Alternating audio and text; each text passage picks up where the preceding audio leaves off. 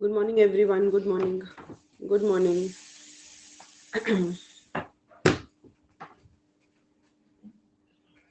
Very, very good morning to all.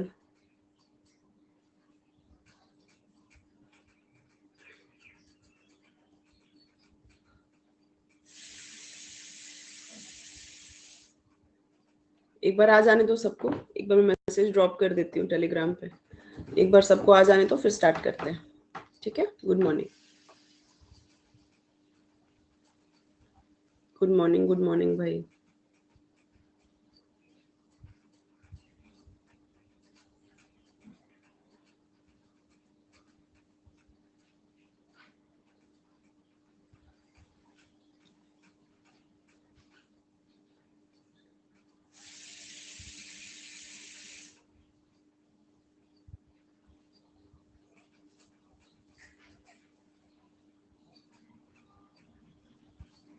Good morning भाई। आ जाओ सब लोग, वेट कर रहे हैं। सब लोग आ जाए तो फिर क्लास शुरू करें।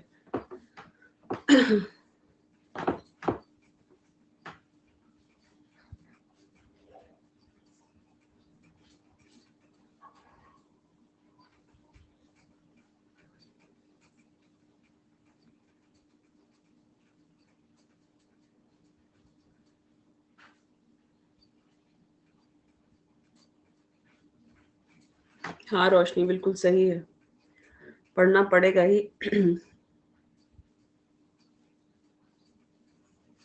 पैटर्न मैंने समझाया है रोशनी, आपको बहुत बार समझाया है। अपने सब्जेक्ट का पैटर्न यूट्यूब पे स्पेशल की क्लास में बहुत बार समझाया है कि किस तरीके से हम लोगों को प्रोसीड करना है। और कल से मैंने यूट्यूब पे क्लास भी स्टार्ट की है कि किस तरह से जनरल साइंस और साइंस एंड टेक को एक साथ रखकर पढ़ा जाए। ठीक है, कल उसकी पहली क्लास हुई थी जहाँ पे आपको मैंने जनरल साइंस वाला पार्ट बताया था। ठीक है, तो अब यही अप्रोच रखना है। अगर सोचोगे कि एक ही दिन में समझ में आएगा, तो बार बार हम कहते हैं कि कोई भी चीज जादू नहीं होती कि एक दिन में या एक घंटे में समझ में आ गया। ठीक है, एक प्रोसेस होता है और एक समय लगता है सारी चीजों को समझने के लिए। ठीक है, ओके। रिवीजन करना पड़ता है रानी, पढ़ा हुआ भूल जाता है, सबका कॉमन प्रॉब्लम है। और रिवीजन नहीं करोगे तो भूल ही जाओगे। ठीक है, तो रिवीजन करते रहा करो। तुम लोग क्लास में भी अगर रहते हो तब भी देखते हो कि बीच बीच में हम रिवाइज कराते ही रहते हैं तुम लोगों को ऐसे। ठीक है, तो रिवीजन किए बिना कुछ होना जाना है नहीं। ठीक है, तो थोड़ा ये रखो। ठीक, राइट। एक मिनट, बस एक मिनट।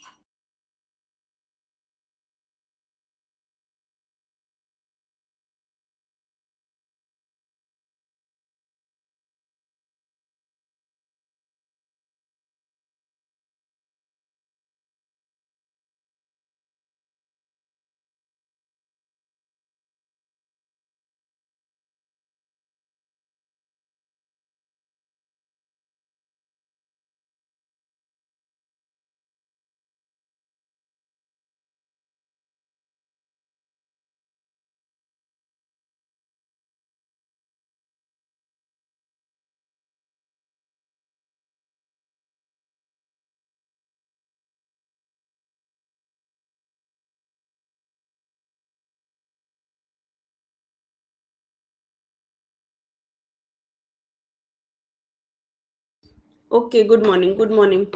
Okay, good morning. चलो, ओके।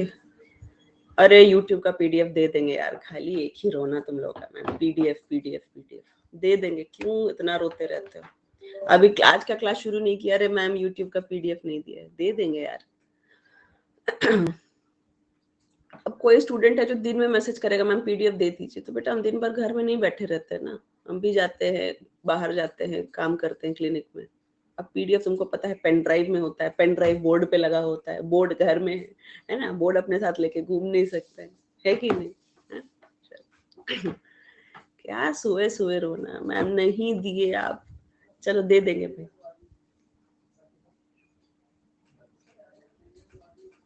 ठीक है, चलो, ओके ओके। Good morning. चलिए, ओके भाई, शुरू करते हैं आज की क्लास। और आज की क्लास में सबसे पहले हम लोग शुरू करते हैं जीनोम इंडिया। ये सब तो बताएंगे, ये सब तो बताएंगे। थोड़ा मजेदार चीज से शुरू किया जाए। एक मिनट, एक मिनट।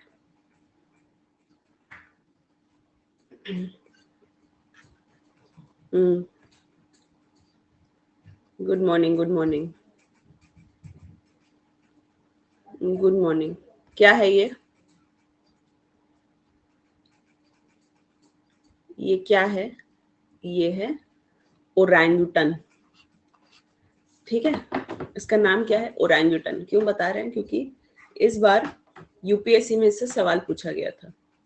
ठीक है, 2023 में यूपीएससी में सवाल पूछा गया था। तो अब हम लोग कोशिश करेंगे कि कुछ ऐसी स्पीशीज जो प्रीवियस ईयर एग्जाम्स में आ चुकी हैं या न्यूज में रहती है, चर्चा में रहती है, उनके बारे धीरे धीरे जानते रहें। क्योंकि कल ही तुम लोग ने फरमाइश व्यक्त की थी कि मैम थोड़ा सा एनवायरनमेंट भी पढ़ा दीजिए। ठीक है, तो अब एक साथ पढ़ोगे तो सब कुछ भूल भूल जाओगे, है ना। तो कोशिश करेंगे कि हम लोग इस तरह के कुछ कुछ स्पीशीज बीच बीच में पढ़ते रहें, ताकि चीजें हम लोग इनके बारे जानते रहे और इंटरेस्टिंग भी होगा इनके बारे पढ़ना। राइट? राइट, चलो आ जाओ। तो क्या कहते हैं, अब ये कौन है भाई? ये कौन है? इनका नाम है ओरंगुटन। ठीक है, खासियत क्या है इनकी? क्या खासियत है इनकी? सबसे बड़ी खासियत जो आपको सेकंड पिक्चर में दिख रही है कि एक लकड़ी के सहारे से, ठीक है, ये एक अपना टूल बनाते हैं। ठीक है, ये क्या करते हैं? ये अपना एक टूल बनाते हैं। टूल का मतलब है अपना औजार बनाते हैं। अपना क्या करते हैं? अपना औजार बनाते हैं। ठीक है, और पेड़ को क्या करते हैं? पेड़ों को खोदते हैं। ठीक है, जैसे मान लो कि ये पेड़ है, ठीक है, ये ऐसा पेड़ है, ठीक है, तो ये जो पेड़ है इसको क्या करेंगे? खोदेंगे, इस टूल से, इस औजार से खोदेंगे। और क्यों खोद रहे हैं? क्योंकि उसके अंदर जो भी जानवर, जो भी कीड़ा मकोड़ा इनको मिलेगा, जानवर नहीं, जो भी कीड़ा मकोड़ा मिलेगा, जो भी इंसेक्ट्स मिलेंगे, उनको क्या करेंगे? उनको खाएंगे। उनको क्या करेंगे? खाएंगे। ठीक है, ओके। तो इसी पे आपसे सवाल था कि बताइए इनमें से कौन सा ऐसा प्राणी है जो एक टूल इस्तेमाल करता है और उस टूल से क्या करता है? टूल यानी औजार, उससे क्या करता है? पेड़ों को खोदता है और उनसे खोद के अंदर से क्या निकालता है? इंसेक्ट निकालता है। लड़कियां देखो इसको भी नहीं छोड़ रही, कह रही है मैम बड़ा हैंडसम है। क्या यार। ओके, आईयूसीएन इसको क्या कहता है कि ये क्रिटिकली एंडेंजर्ड है। क्रिटिकली एंडेंजर्ड और एक्सटिंक्ट में क्या फर्क है? क्रिटिकली एंडेंजर होना और एक्सटिंक्ट होना यानी विलुप्त हो जाना, कोई फर्क है? ठीक है।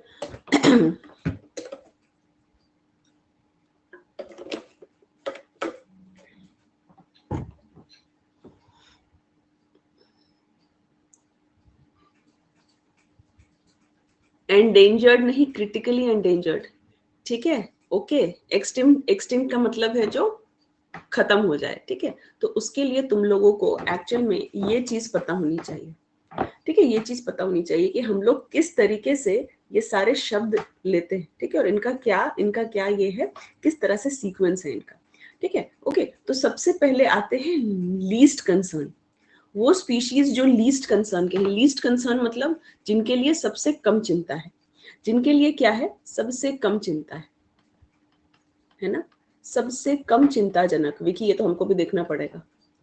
ठीक है, सबसे कम चिंताजनक, चिंताजनक। ठीक है, सबसे कम चिंताजनक। ओके, लीस्ट कंसर्न यानी कि कोई दिक्कत नहीं है। नियर थ्रेटेंड मतलब थ्रेट है उसको, डर है। किस चीज का डर है? एक्सटिंक्ट होने का डर है।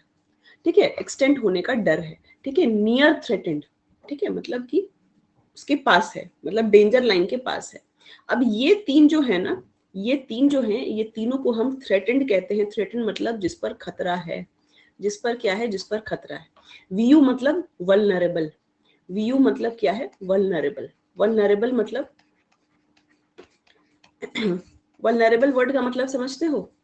जैसे मान लो कि तुम अगर कभी बहुत दुखी रहते हो, अरे वल्नरेबल वल्चर होता है वो, नाजिया, चलो, गिद्ध वल्चर होता है। वल्नरेबल वर्ड का आपको हम मतलब बता रहे। जैसे आप लोग कई बार नोटिस किए होंगे कि जब आप बहुत ज्यादा उदास रहते हो, ठीक है, दुखी रहते हो, बहुत लाइफ में लो फेज में रहते हो, ठीक है, तो उस वक्त क्या आपसे आसानी से कोई दोस्ती कर सकता है? होता है ना हम सबके साथ कि जब हम लोग बहुत लो फेज में रहते हैं और उस समय प्यार से कोई दो तीन शब्द भी बात कर ले तो हम लोग उसको अपना बहुत क्लोज मान लेते हैं, है ना। हम लोग उसको क्या करते हैं? बहुत क्लोज मान लेते हैं। ठीक है, हाँ ठीक है नाजिया, ओके ओके ओके, समझ गए। राइट, तो वल्नरेबल का मतलब है कि एक ऐसी कमजोर स्थिति। ठीक है, वल्नरेबल का मतलब है एक ऐसी कमजोर स्थिति। ठीक है, ओके। तो कहते हैं ना कि हमारे वल्नरेबल डेज में या हमारा वल्नरेबल टाइम में किसी के भी वल्नरेबल टाइम में फायदा नहीं उठाना चाहिए। तो वल्नरेबल का मतलब है कि जब वो क्या होता है, कमजोर होता है, ठीक है, जब वो कमजोर होता है। तो वल्नरेबल का मतलब क्या है कि अब उसकी प्रजाति धीरे धीरे कम हो रही है, तो धीरे धीरे क्या है, खतरा आता जा रहा है, वो कमजोर होता जा रहा है और वो एक्सटिंक्ट होने के कगार पे बढ़ चुका है, ठीक है। ईएन का मतलब क्या है, एंडेंजर्ड, मतलब और खतरा, ठीक है, जैसे जैसे आगे बढ़ते जा रहे हैं और खतरा। सीआर मतलब क्रिटिकली एंडेंजर्ड। ओरंगुटन क्या है, क्रिटिकली एंडेंजर्ड, मतलब बिल्कुल ही अब चरम सीमा पे है, बिल्कुल ही चरम सीमा पे है, ठीक है। तो समझ पा रहे हो कि पहले लीस्ट कंसर्न, चिंता की कोई बात नहीं है, फिर नियर थ्रेटेंड, यानी अब यहाँ से चिंता शुरू हो गई है। ये तीन जो हैं ये सही में चिंताजनक है। वल्नरेबल, ठीक है, मतलब अब हमें सचेत हो जाना चाहिए क्योंकि वो वल्नरेबल है, मतलब कगार पर है। एंडेंजर्ड उससे एक और आगे, क्रिटिकली एंडेंजर्ड उससे एक और आगे। एक है ईडब्ल्यू, ईडब्ल्यू का मतलब क्या है, एक्सटिंक्ट इन द वाइल्ड, ठीक है। ईडब्ल्यू मतलब एक्सटिंक्ट इन द वाइल्ड, मतलब बहुत सारे जंगलों से वो विलुप्त हो चुका है। और फाइनल स्टेज है एक्सटिंक्ट होने का, यानी कि विलुप्त होने का। ये पूरा चीज आपको हम क्यों एक्सप्लेन किए, क्योंकि आप यहाँ पे देख रहे हो ओरंगुटन क्या है, क्रिटिकली एंडेंजर्ड है, मतलब कि बिल्कुल एक्सटिंक्ट होने के कगार पे ही है। इसके बाद अगला स्टेप है एक्सटिंक्ट इन द वाइल्ड और आखिरी है एक्सटिंक्ट, ठीक है, ओके। आई है बात समझ में। तो आप कभी भी पढ़ते हैं इन थ्रेटेंड स्पीशीज के बारे, जैसे इनका जिक्र रहता है रेड डेटा बुक में, ठीक है, रेड डेटा बुक में क्या रहता है, इनका जिक्र रहता है, ठीक है, ओके। तो आपको ये शब्द कई बार स्पीशीज के साथ लिखे होते हैं, है ना, तो कहीं उसमें समझ में ना आए कि इसका क्या मतलब है, वल्नरेबल का क्या मतलब है, इसका क्या मतलब है, ठीक है, ओके। वो आपको पता होना चाहिए, ठीक। तो लीस्ट कंसर्न वाले हैं, कोई दिक्कत नहीं है। नियर थ्रेटेंड मतलब अब डर बन गया है। थ्रेटेंड में आपके तीन हैं, vulnerable, endangered, critically endangered. CE भी लिखते हैं, सीआर भी लिखते हैं, ठीक है। Vulnerable, endangered, critically endangered. इसके बाद आता है एक्सटिंक्ट इन द वाइल्ड, यानी जंगल में जो एक्सटिंक्ट हो रहा है, और फाइनली एक्सटिंक्ट, ठीक है, ओके। आ गई है बात समझ में, चल। तो प्लीज इसके बारे में ध्यान रखना कि ये क्रिटिकली एंडेंजर्ड है, ठीक है। ये बेसिकली ये स्टेप है जो आपको दिखा रहा है, एक से जैसे जैसे आप ऊपर जाते जा रहे हो खतरा बढ़ता चला जा रहा है, ठीक है। अब इनके बारे में और कुछ बातें जान लो। ये क्या है, आर्बोरियल। आर्बोरियल का मतलब है पेड़ों पे रहने वाले। इनफैक्ट कहा जाता है कि पेड़ों में रहने वाले जितने भी जंतु हैं उनमें से सबसे भारी ये है, ठीक है। तो एक्सक्लूसिवली आर्बोरियल, आर्बोरियल, ठीक है, विशेष रूप से वृक्षवासी। कहाँ रहते हैं, पेड़ में रहते हैं, ठीक है, ओके। क्या क्या खाते हैं, लीची और ये सब सारी चीजें खाते हैं, ठीक है, फल वल खाते हैं। और साथ ही में पेड़ के जो छेद होते हैं, इनके पास एक टूल होता है जिससे पेड़ में ये क्या करते हैं, छेद करते हैं, और उससे क्या करते हैं, साथ में पानी पीते हैं और क्या करते हैं, इंसेक्ट वगैरह निकालते हैं, ठीक, ओके। 50 साल तक ये जीवित रहते हैं, लेकिन बच्चे इनके कम होते हैं, ठीक है। तो इनका क्रिटिकली एंडेंजर्ड होने का एक और कारण क्या है, ठीक है। नहीं भाई, पेड़ से बनाते हैं, खुद से कैसे बनाएंगे, पेड़ की टहनियों से ही अपना टूल बनाते हैं, ठीक है, उसको काट तोड़ लेते हैं, ब्रांचेस को तोड़ लेते हैं, ठीक है, उससे अपना टूल बनाते हैं, ठीक है, ओके। सो 50 साल तक ये जीवित रहते हैं, लेकिन इनका रिप्रोडक्टिव रेट यानी प्रजनन करने का जो दर है ना, वो बहुत कम है, ठीक है। यानी यहाँ पे हमको पता चली कि इनके एक्सटिंक्ट होने, इनके क्रिटिकली एंडेंजर्ड होने का एक कारण है क्या, बहुत बड़ा कारण है कि इनका रिप्रोडक्टिव रेट कम है, ठीक है, ओके। अब देखो, कोई भी प्रजाति एक्सटिंक्ट क्यों होता है, मुझे कारण बताओगे। एक्सटिंक्ट होने के क्या क्या कारण हो सकते हैं, विलुप्त होने के कारण क्या क्या हो सकते हैं। किसी प्रजाति के विलुप्त होने के कारण क्या क्या हो सकते हैं, एकदम कॉमन सेंस वाला क्वेश्चन पूछ रहे हैं। हैबिटेट लॉस, ठीक है, हम लोग उसका घर खराब कर दिए, और बताओ, और इकोलॉजिकल चेंज, हंटिंग, ठीक है, ओके।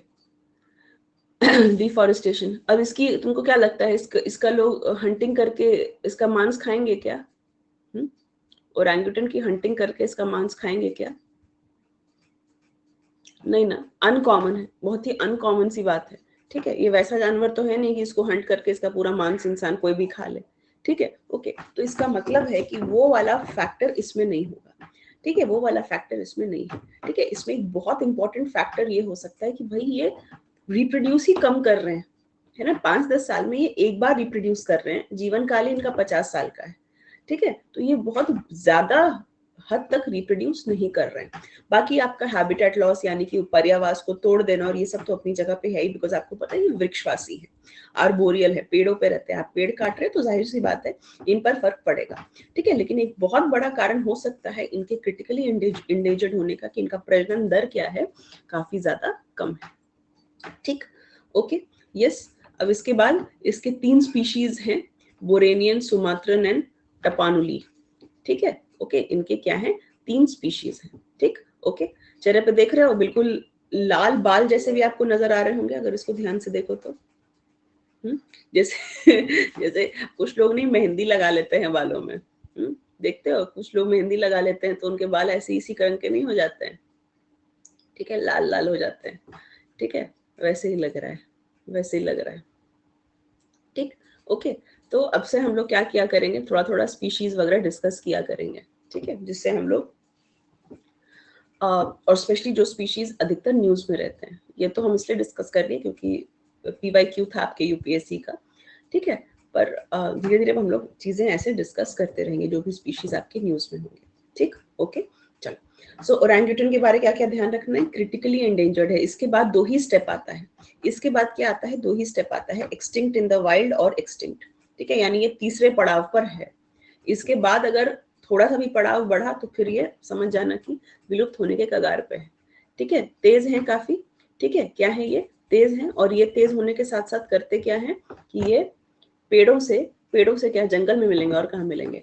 ठीक है, पेड़ों से टूल है इनके पास और पेड़ों से खरोच खरोच के क्या निकालेंगे, बताओ जी, क्या निकालेंगे, इंसेक्ट निकालेंगे, पानी वानी निकालेंगे। ठीक है, ओके, यस। इनका जीन सेव है क्या, नॉट नेसेसरी कि सबकी जीन सेव की जाए। ठीक है ना, काम चलता रहता है और जब तक वो लोग कोई भी साइंटिस्ट उस काम को एक्चुअल में अचीव ना कर ले तो वो कभी भी न्यूज़पेपर वगैरह में पब्लिश नहीं होता या आर्टिकल में पब्लिश नहीं होता। ठीक है, तो काम चल रहा है या नहीं चल रहा है, अभी कोई इसके बारे कोई किसी भी आर्टिकल वगैरह में जिक्र नहीं है कि भाई इनका हम प्रिजर्व कर रहे हैं कुछ आगे के लिए। ठीक है, वो सिर्फ एक तरीका जनरल बताया जाता है। ठीक, चलो, ओके। अब अगली बात हम लोग क्या करेंगे, ट्री को कोई इफेक्ट नहीं होगा, नहीं रे। अगली बात हम कर रहे हैं, अरे क्या हो गया, एक आर्टिकल के बारे में। ठीक है, द हिंदू का एक आर्टिकल है, पुराना आर्टिकल है। ठीक है, मतलब पुराना इन द सेंस अप्रैल का ये आर्टिकल है। जीनोम इंडिया प्रोजेक्ट पर ये बात हो रही है। ठीक है, किस पर बात हो रही है, जीनोम इंडिया प्रोजेक्ट पर बात हो रही है और बेसिकली बात हो रही है जीनोम सीक्वेंसिंग पर। किस पर बात हो रही है, जीनोम सीक्वेंसिंग पर। ठीक है, तो सबसे पहले हम लोग जानेंगे कि जीनोम सीक्वेंसिंग क्या है। ठीक है, हम लोग क्या जानेंगे कि हम लोग जीनोम सीक्वेंसिंग से क्या समझते हैं। पहले बताओ सीक्वेंस शब्द का मतलब क्या होता है, सीक्वेंस शब्द का मतलब होता है क्रम। ठीक है, सीक्वेंस शब्द का मतलब क्या होता है, क्रम। ठीक है, कि किस क्रम में चीजें लगी। हमेशा एक चीज याद रखना, ठीक है, बेसिक आप अपनी बॉडी का स्ट्रक्चर जरूर याद रखना कि हम सब किसके बने हैं, हम सब बने हैं सेल के।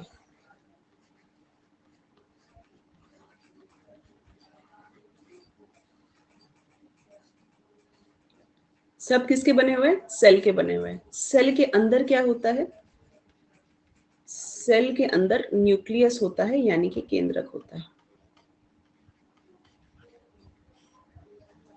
ठीक है, सेल के अंदर क्या होता है, न्यूक्लियस होता है, केंद्रक होता है, और न्यूक्लियस के अंदर क्या होता है, कहोगे मैम, डीएनए होता है।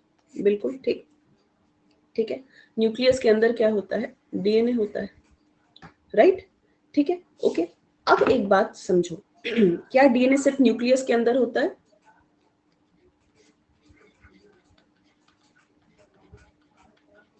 या डीएनए सिर्फ माइटोकॉन्ड्रिया, या डीएनए माइटोकॉन्ड्रिया के पास भी होता है, ओके, बिल्कुल मैम होता है। ठीक है, प्लांट्स की बात करूं तो मैं प्लांट्स के पास भी क्लोरोप्लास्ट होता है, क्लोरोप्लास्ट के पास भी डीएनए होता है। ठीक है, ओके। तो जब मैं बात करती हूँ जीनोम सीक्वेंसिंग की तो अब मैं इससे क्या समझती हूँ, ये देखो भाई, ये डीएनए है अपना। ठीक है, अपना डीएनए कुछ ऐसा ही है। ठीक है, आपको हम पहले ही बता चुके हैं कि डीएनए का कोई भी हिस्सा, डीएनए का एक हिस्सा क्या कहलाता है, सेगमेंट ऑफ डीएनए कहलाता है जीन। ठीक है, डीएनए का एक हिस्सा क्या कहलाता है, जीन। ओके, अब हमको ये बताओ कि क्या डीएनए किन किन चीजों का बना है। तो कहोगे मैम आप बताएंगे डीएनए 3 चीजों का बना है। पहली चीज है बेस, फिर है शुगर और फिर है फॉस्फेट। ठीक है, ओके। अब ये बेस किसका बना होता है, ये बेस बना होता है नाइट्रोजन का। ये बेस किसका बना होता है, ये बेस बना होता है नाइट्रोजन का। कितने प्रकार के बेस होते हैं, कितने प्रकार के बेस होते हैं। कहोगे मैम 4 प्रकार के बेस होते हैं। 3, अच्छा काजल हम तो 4 पढ़ाए थे। ओके, पहला बेस है एडिनिन। ठीक है, ओके, एडिनिन। एडिनिन किसके साथ जुड़ता है, जैसे भगवान जोड़ी बना के भेजे हैं वैसे ही बेस भी जोड़ी बनाकर रहते हैं। ठीक है, एडिनिन किसके साथ जुड़ता है, एडिनिन जुड़ता है थाइमिन के साथ, AT।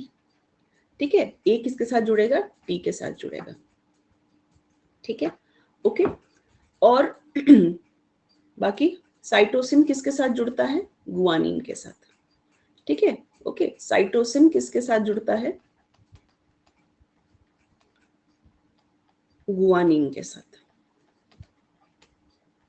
ठीक है, अब कहोगे मैम ये जुड़ेंगे कैसे, ये जुड़ेंगे कैसे। तो जैसे मान लो यहाँ पे इस हिस्से में हम पहले ए लिए हैं। ठीक है, अगर हम इस हिस्से में ए लिए हैं तो दूसरे साइड में तब हम क्या लेंगे, टी लेंगे। ठीक है, अगर हम यहाँ पे फिर से ए लिए हैं तो यहाँ पे फिर से टी आएगा। ठीक है, अगर हम यहाँ पर जी लिखेंगे तो अब फिर यहाँ पे क्या आ जाएगा, सी आ जाएगा।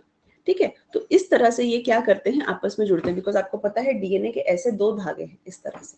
ठीक है, तो एक इधर एक इधर, इन्हीं के लिए हम शब्द क्या इस्तेमाल करते हैं, बेस पेयर। क्योंकि बेस जो है वो पेयर में है, जोड़ी में है। ठीक है, बेस जो है वो किस में है, पेयर में है या जोड़ी में। इतनी बात तो पता है आप लोगों को, मैंने फिर से रिपीट करवाती। ठीक है, अब जीन से एक शब्द आता है जीनोम। जीन से ही एक शब्द और क्या आता है, जीनोम। जीनोम का मतलब क्या है कि आपके शरीर में जितने भी जीन हैं, ठीक है, आपके शरीर में जितने भी जीन हैं सबको मिला लो। ठीक है, सारे जीन का समूह, ग्रुप ऑफ जीन। ठीक है, जीन का सीक्वेंस अभी कहाँ आ गया सुभाष, मैं तुमको जीनोम बता रही हूँ। जीनोम शब्द का मतलब क्या है, तो जीन और जीनोम में अंतर क्या है, जीन एक है। ठीक है, जीन एक है, कोई भी एक जीन। जैसे आप मान लीजिए हम सबके शरीर में एक जीन होता है जो हमारी लंबाई रेगुलेट करता है। ठीक है, हम सबकी जो हाइट है वो हमारे हाइट के जीन के वजह से है। हम सबकी आंखों का रंग इस जीन के वजह से है। हम सबके स्किन का रंग एक जीन के वजह से है। ठीक है, तो अपने पास बहुत तरीके का जीन है।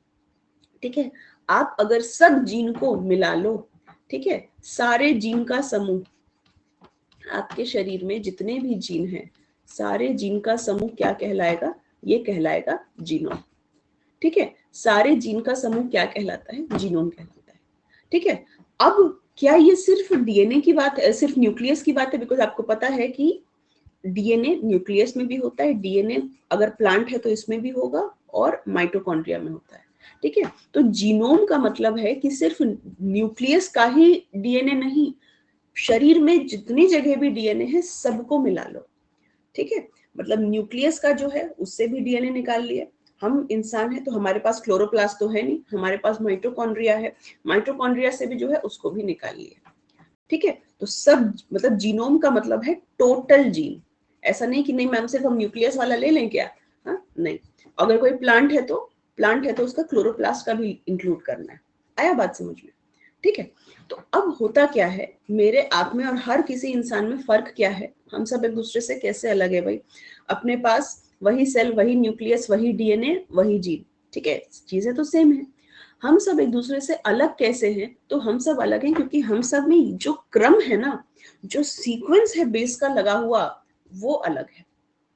ठीक है, हम सब में जो बेस का ये क्रम है, जो सीक्वेंस है, वो क्या है, वो पूरी तरह से अलग है। ठीक है, ओके, तो इसी के वजह से हम और आप अलग हैं। बाकी हमारे सबके पास सेल है, न्यूक्लियस है, डीएनए है, जीनोम है, सब बात ठीक है। ठीक है, तो हम सब में एक दूसरे में क्या अंतर है कि किस क्रम में, जैसे मान लेते हैं अपना, अगर ये डीएनए है, ठीक है, अगर अपना ये डीएनए है तो यहाँ पे किस क्रम में आपके बेस लगे हुए हैं। हो सकता है ए के बाद टी हो, फिर 2 बार ए हो या 2 बार टी हो, ठीक है, फिर 2 बार सी हो, ओके, आप में हो सकता है ये सीक्वेंस अलग हो, ठीक है। तो अगर मैं शब्द कहती हूं आपके सामने जीनोम सीक्वेंसिंग, अगर मैं ये शब्द रखती हूँ जीनोम सीक्वेंसिंग, मतलब कि आपके शरीर में जितना भी जीन है, जितना भी जीन है आपके शरीर में, ठीक है, जीन क्या है मैम, जीन डीएनए का हिस्सा है, ठीक है, जीन जो है वो डीएनए का सेगमेंट है, ठीक है। तो आपके शरीर में जितना भी जीन है उसमें उसमें बेस का क्रम क्या है, ठीक है, ये है जीनोम सीक्वेंसिंग। आपको पता है जीनोम का मतलब सब जीन का समूह, सीक्वेंस का मतलब क्रम, किस चीज का क्रम, बेस का क्रम, कि किस क्रम में बेसेस लगे हैं, 4 ही बेस है, उन्हीं का क्रम अलग अलग होता है, ठीक है। तो तुम सोचो इतना छोटा सा अंतर है, और यही छोटा सा अंतर हम इंसानों को एक दूसरे से क्या कर देता है, अलग कर देता है, ठीक है।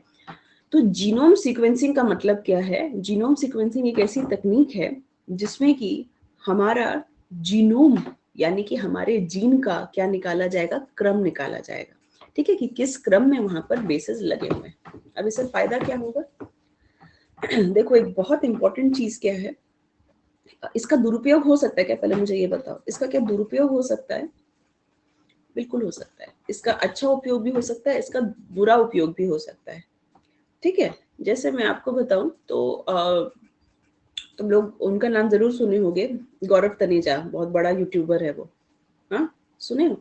तो उसका एक इंटरव्यू हम देख रहे थे, ठीक है, उसका एक इंटरव्यू देख रहे थे, वो उससे सवाल ये पूछा गया कि कोई ऐसा काम जो आपको, हाँ फ्लाइंग बीस्ट, हाँ मतलब आपके आपके दिल ने गवारा नहीं दिया, कोई इस तरह से एक बात उससे पूछी गई थी, तो उसने जवाब दिया कि हाँ, क्योंकि आपको पता है वो एक बहुत बड़ा इन्फ्लुएंसर है यूट्यूब पे, मतलब उसके काफी सब्सक्राइबर्स हैं, तो जो भी कंपनियां होंगी, ऐसे कंपनियां देखते हो ना कि बड़े बड़े यूट्यूबर के पास जाती है और उनको पैसे देती है कि आप पैसे लीजिए और हमारी चीजों को प्रमोट करिए, है ना, एक तरह से एडवर्टाइज करवाती है, ठीक है, ओके। तो उनके पास भी कोई कंपनी आई थी, जर्मन कंपनी, जिन्होंने कहा कि आप अपना ब्लड सैंपल दीजिए, ठीक है, और हम उसको अपनी लैब में भेजेंगे, हमारी लैब जर्मनी में है, ठीक है, हमारी लैब जो है वो जर्मनी में है, और फिर आपके ब्लड सैंपल से हम आपको आपके बारे में कुछ चीजें बताएंगे, ठीक है। तो उन्होंने वही कहा, मेरा माथा तुरंत ठनका कि मैं अगर अपना ब्लड किसी को दे रहा हूँ और वो ब्लड कोई जर्मनी भेज रहा है, तो भाई आपको पता है ब्लड में भी तो डीएनए है, ब्लड में भी तो डीएनए है और डीएनए में जीन है, तो एक्चुअली आप क्या कर रहे हैं, आप अपना पूरा जीनोम का सीक्वेंस एक्चुअली किसी और को दे रहे हैं, और वो भी किसी दूसरे देश को, ठीक है, किसी दूसरे देश को, क्या पता वो उसी आपके जीनोम के सीक्वेंस के आधार पे किसी वायरस का वैसा म्यूटेशन करा दे, ठीक है, किसी वायरस का वैसा म्यूटेशन करा दे, ठीक है ना, और वायरस का ऐसा म्यूटेशन करा के आपके कंट्री में छोड़ दे, हो कुछ भी सकता है ना। तो उन्होंने वही कहा कि वो मेरे लिए खतरे की घंटी थी कि भाई मैं अपना ब्लड फॉरेन कंट्री में क्यों भेजूं, है ना, तो मैंने उनको मना कर दिया। तो आप अगर आप खुद के बारे में सोचोगे तो क्या होगा, आप अगर अपना ब्लड किसी को दे रहे हो, कोई भी उसका चाहे तो उसका एक्चुअल में कुछ भी दुरुपयोग कर सकता है, ठीक है, ऐसा नहीं कि दुरुपयोग करने के लिए आपका कुछ फिंगरप्रिंट चाहिए, ये चाहिए, आप सिंपल एक ब्लड सैंपल देते हैं, उससे डीएनए एक्सट्रैक्ट हो सकता है और उससे आपके बारे में बहुत सारी बातें पता चल सकती है, ठीक है, कि आपका किस तरीके का जीन है, आपके जीन में क्या बदलाव ऐसा किया जाए कि आपको असर कर दिया जाए, ठीक है। तो बेसिकली अगर आपके पास किसी भी इंसान के बारे इन एंड आउट डिटेल है तो आप उसको कैसे भी यूज कर सकते हो ना। आप ऐसे कॉमन सेंस से सोचो, आज के डेट में अगर आपको पता है कि सामने वाले के मन में क्या चल रहा है, तो आप उसको कैसे भी यूज कर सकते हो, कैसे भी मैनिपुलेट कर सकते हो, है ना। तो सेम चीज यहाँ पे जीनोम सीक्वेंसिंग है, बहुत अच्छी चीज, बहुत अच्छे अच्छे इसके काम हो सकते हैं, है ना, आनुवांशिक रोग के बारे पता चल सकता है ना, जेनेटिक डिसऑर्डर के बारे में पता चलता है, किसी बीमारी के कारण के बारे में पता चल सकता है, ये पता चल सकता है कि अगर कोई महामारी आई तो उस वक्त इस ये वाला जीन किस तरह से रिएक्ट करेगा।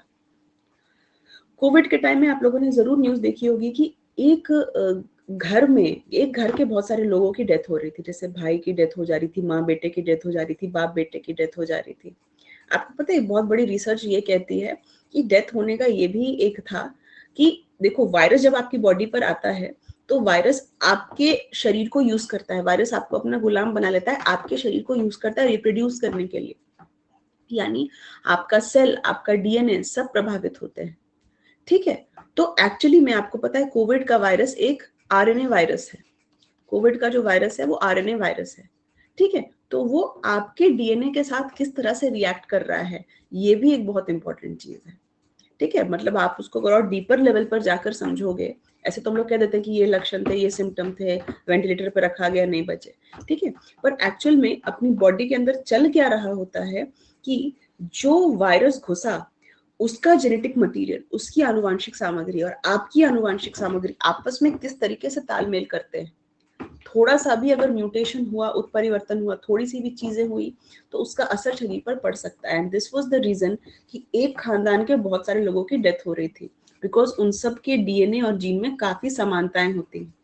ठीक है, अगर आप अभी मेरे से अपना जीनोम सीक्वेंसिंग करोगे और अपनी मम्मी से जीनोम सीक्वेंसिंग करोगे तो पता चलेगा कि मम्मी वाला आपसे ज्यादा मिलता जुलता है। ठीक है, तो जो भी हमारे ब्लड रिलेटिव्स हैं, क्लोज रिलेटिव्स हैं, उनसे एक्चुअली हमारी ये सब जो सीक्वेंस है, जो क्रम है, वो क्या होता है, काफी मिलता जुलता है। ठीक है, तो जीनोम सीक्वेंसिंग के फायदे बहुत हैं। आप बीमारियों के बारे जान सकते हैं, उनके क्योर के बारे जान सकते हैं, आप ये जान सकते हैं कि ये इंसान अपनी आगे वाली पीढ़ी को कौन सी बीमारी कर सकता है, नहीं कर सकता है। ठीक है, आजकल एक बहुत चीज जो है वो न्यूज में है, वो है पर्सनलाइज्ड मेडिसिन। पर्सनलाइज्ड मेडिसिन, ठीक है, मतलब आपके जीन के हिसाब से बनाई गई दवा। ठीक है, जैसे आजकल करते हैं ना हम लोग की फोन के कवर में अपना नाम लिखवा लेते हैं, नहीं तो आजकल पेंडेंट आता है जिसमें आप अपना नाम लिखवा सकते हो, टी शर्ट आता है जिसमें नाम लिखवा सकते हो। ठीक है, हम लोग जब कॉलेज वगैरह में थे तो दोस्त दोस्त को गिफ्ट देते थे ना, कि कप में नाम लिखवा के गिफ्ट दे दी। उस समय बड़ा कूल लगता था कि हम लोग, हाँ, की रिंग पे नाम लिखवा के गिफ्ट दिए, बड़ा कूल लगता था कि हमारे पास ये चीजें हैं या हम लोग किसी को गिफ्ट कर रहे हैं। नहीं, ठीक है, तो पर्सनलाइज मेडिसिन कुछ ऐसा ही है कि ऐसा मेडिसिन तैयार किया गया है जो आपकी जीन को ध्यान में रखते हुए तैयार किया गया है। ठीक है, पर्सनलाइज मेडिसिन मतलब दवाई ऐसी तैयार की जा रही है जो क्या है, आपके जीन को ध्यान में रखते हुए तैयार की जा रही है।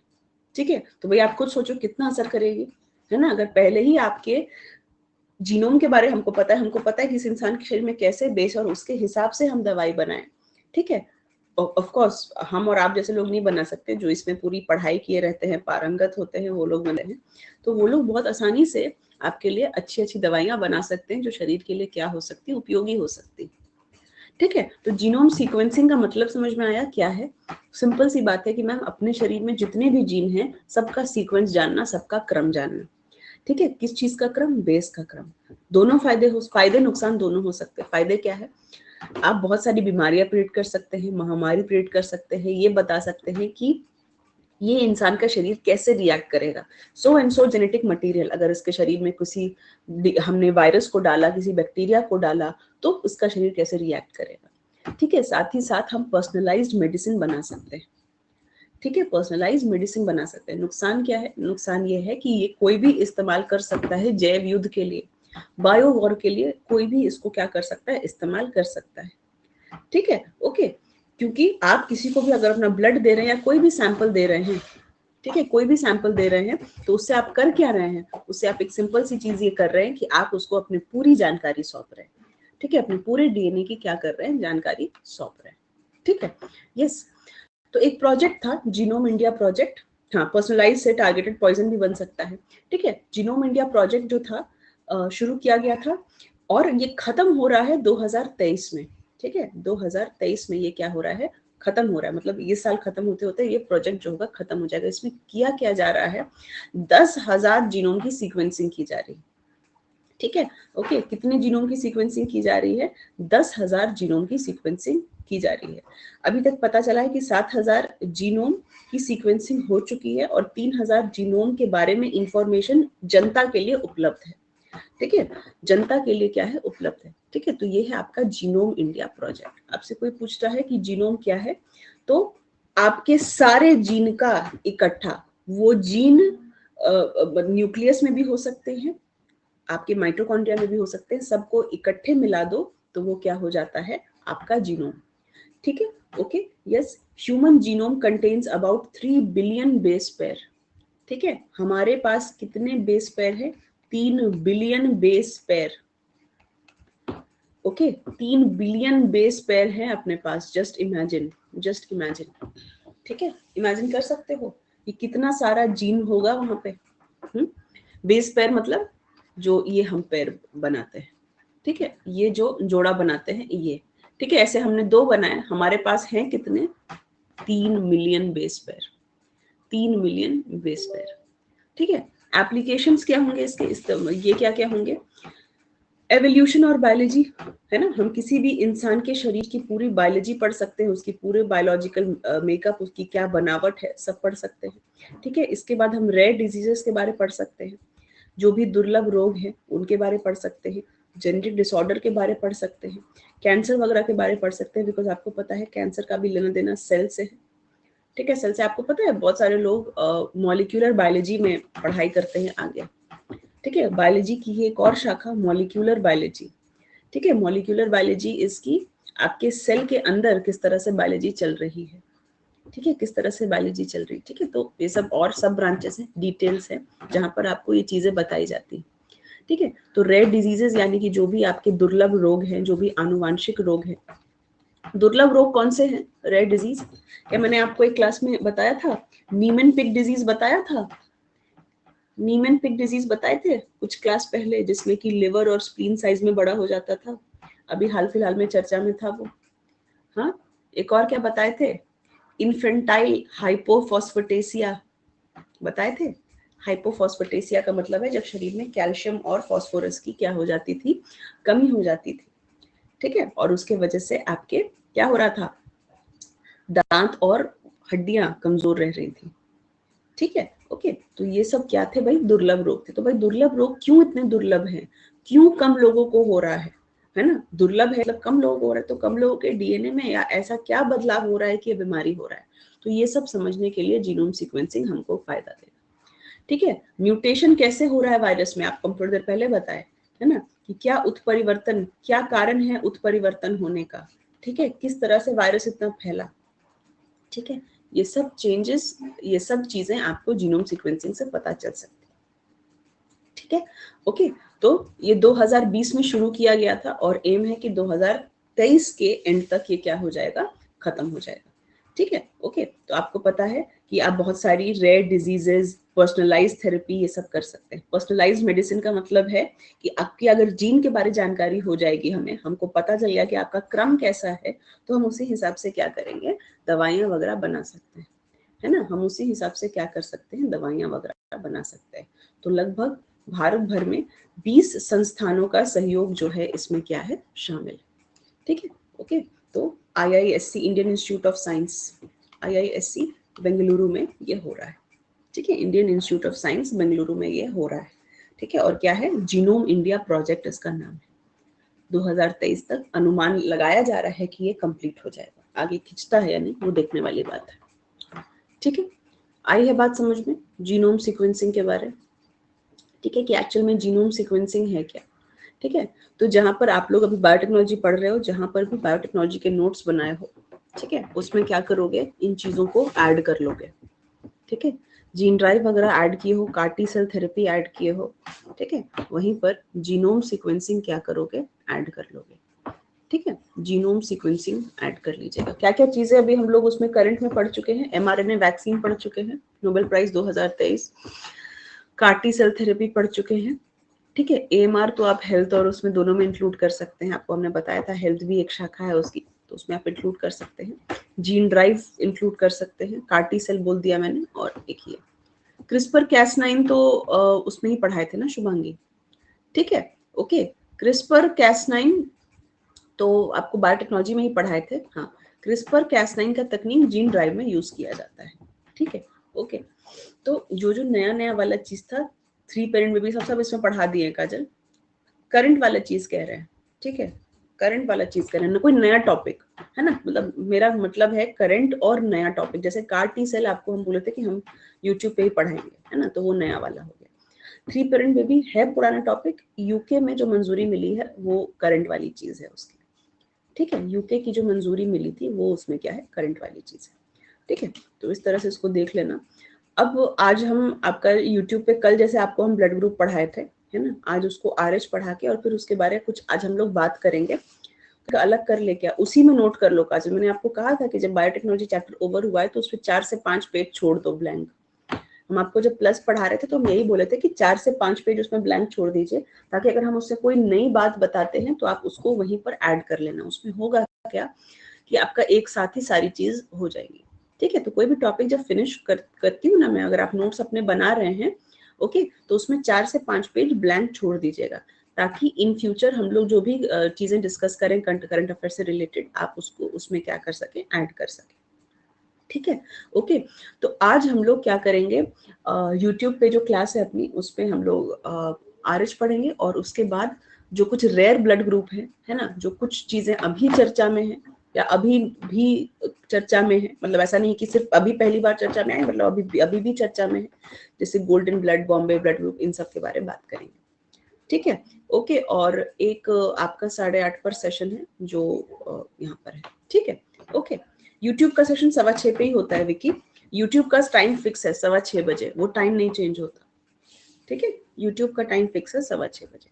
ओके, बाकी आप सबको हम बताते हैं 28 तारीख तक डिस्काउंट चल रहा है, तो आप में से जो भी लोग सब्सक्रिप्शन लेने में इंटरेस्टेड है वो कोड यूज कर लीजिएगा, एराज लाइव। ठीक है, बाकी हम लोग अपने 11 बजे वाली क्लास में मिलते हैं। ठीक है, चलिए, ओके, धन्यवाद, बाय बाय।